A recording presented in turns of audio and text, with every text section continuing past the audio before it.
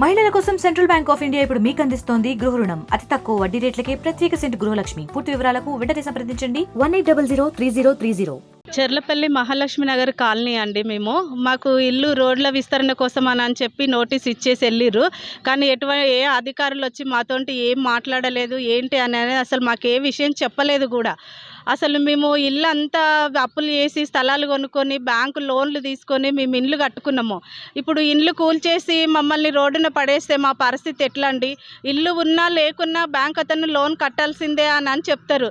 అన్ని విషయాలు మీకు తెలుసు, ఒకసారి ఆలోచించండి. అయినా ఇది 30 ఫీట్స్ రోడ్ అండి. దీన్ని 80 ఫీట్లు చేస్తే పూర్తిగా మా ఇల్లంతా కోల్పోతున్నాం మేము.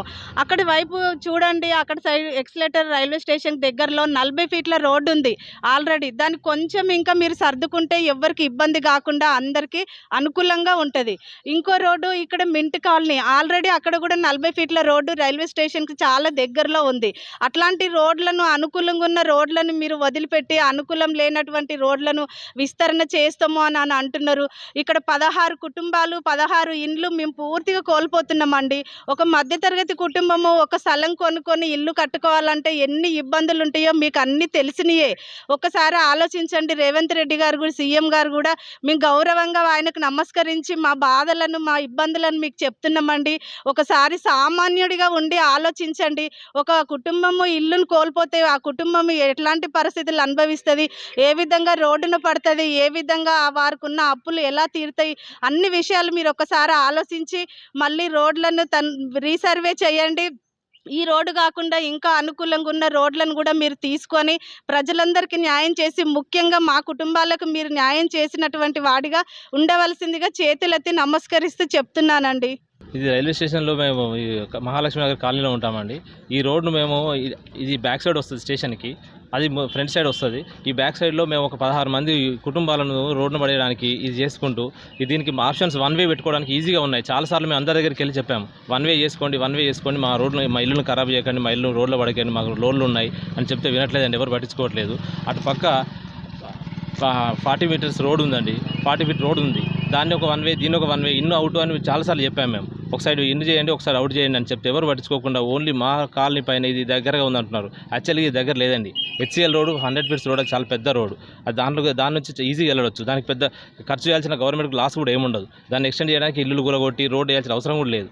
అది పట్టించుకోకుండా అందరూ వచ్చి ఈ కాలనీ ఇదే అని చేస్తున్నాండి. దీని బ్యాక్గ్రౌండ్ ఏదో ఉందండి, ఎవరో పట్టించుకోవట్లేదు మమ్మల్ని.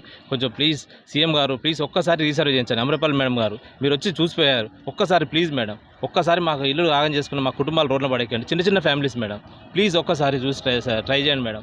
లేకపోతే మళ్ళీ మేము అక్కడికి సెక్రటరీకి వచ్చి చేయాల్సి ఉంటుంది మేడం, ధర్నా చేయాల్సి వచ్చి అక్కడ దాకా చేయకండి మేడం ప్లీజ్. 7th రోజు మాకు ఫస్ట్ నోటీస్ వచ్చిందన్న. జిహెచ్ఎంసీ వాళ్ళు మాకు నోటీస్ సర్వ్ చేశారు. దాని తర్వాత మేము సీఎం ఆఫీస్కి, వాళ్ళకి ప్రజా దర్బార్కి, ఇంకా పిఎం ఆఫీస్కి ప్రతి ఒక్కరిని కలుస్తున్నాం. ప్రతి ఒక్కరికి మేము లెటర్లు రాస్తూనే ఉన్నాం. ఎవ్వరు స్పందించట్లేదు. స్థానిక ఎమ్మెల్యేలు కూడా వస్తున్నారు, చూస్తున్నారు, అది మార్చారమ్మా అని చెప్పేసి వెళ్ళిపోతున్నారు. కానీ ఎవ్వరు పట్టించుకోవట్లేదు మా బాధ ఏందో. మాకు దగ్గర 70 lakhs లోన్ ఉందన్న. 30 ఏళ్ళు కట్టుకోవాలి, ఇక్కడికి వెళ్ళి కట్టుకోవాలి, ఎట్లా కట్టుకోవాలి? ఇల్లు మొత్తం కూలిపోతుంది. మేము రోడ్డు మీద పడతాం. చిన్న పిల్లలు ఉన్నారు మాకు. అండ్ ఆల్సో ఇది 30 ఫీట్ రోడ్ అన్న, ఆల్రెడీ అది 40 ఫీట్ రోడ్. అది చాలా దగ్గరగా ఉంటుంది. అండ్ జస్ట్ 90 మీటర్సే ఉంటుంది మెయిన్ రోడ్కి కనెక్టింగ్. ఇదేమో 140 మీటర్స్ ఉంది. 16 స్థానికులు ఇల్లులు అనేది ఉన్నాయి ఇక్కడ. అండ్ ఇది ఎందుకు తీసుకుంటున్నారో మాకు అర్థం కావట్లేదు. ఇక్కడ వెనకాల ఏం నడుస్తుందో అసలు మాకు తెలియట్లేదు. పెద్ద వాళ్ళు ఎవరున్నారో మాకు అసలు తెలియదు. అండ్ ఆల్సో అక్కడ మింట్ కాలనీలో కూడా 2 రోడ్లు ఉన్నాయి. ఒకటేమో మా కాలనీ ఎండింగ్లో, వాళ్ళ కాలనీ స్టార్టింగ్లో. అక్కడ అసలు ఏ ఇల్లు లేదు. అది డైరెక్ట్గా తీసుకోవచ్చు. ఒకప్పుడు అదే మెయిన్ రోడ్ అంట. అక్కడ నుంచి తీసుకోకుండా అక్కడ అన్ని క్లోజ్ చేసేసి ఇక్కడ మెయిన్ రోడ్ అని చెప్పేసి ఇక్కడ స్టార్ట్ చేసారు. ఎందుకు చేసారో మాకు అసలు తెలియదు. కంపల్సరీ రీసర్వే అనేది చేయాలి. మేము సీఎం ఆఫీస్లో కలిసాము, ప్రజా దర్బార్లో లీడర్లు రాసాము, సీతక్కని కలిసాము. ఎంతమందిని కలిసినా కూడా ఎవరు స్పందించట్లేదు. చూస్తాం అంటున్నారు. జిహెచ్ఎంసీ కమిషనర్ని కలిసాము, రైల్వే డిపార్ట్మెంట్ని కలిసాము, చీఫ్ ఇంజనీర్ని కలిసాము. ఎవరైనా అది మార్చాలేమో, డిసైడ్ అయిపోయిందని అంటున్నారు.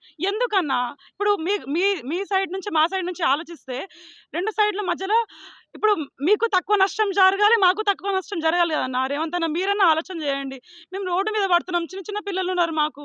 మేము 30 ఏళ్ళ వరకు మేము ఇల్లు లేకుండా ఎట్లా కట్టుకోవాలన్నారు లోన్స్ కూడా. మీరు కూడా కొద్దిగా ఆలోచన చేయండి అన్న. ఈ చెర్లపల్లిలో మహాలక్ష్మి నగర్ కాలనీ అండి. ఇది చెర్లపల్లి రైల్వే స్టేషన్కి బ్యాక్ సైడ్ ఉంటుంది, ముందు సైడ్ కాదు బ్యాక్ సైడ్ ఉంటుంది. దీనికి 3-4 రోడ్లు ఉన్నాయండి.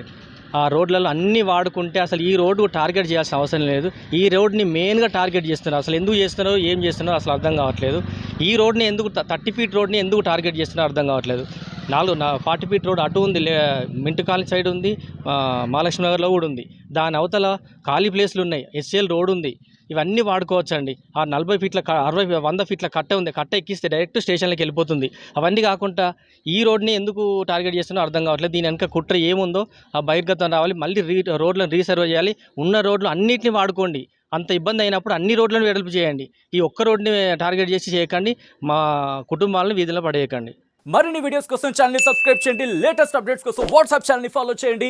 అండ్ లింక్ డిస్క్రిప్షన్ లో ఉంది.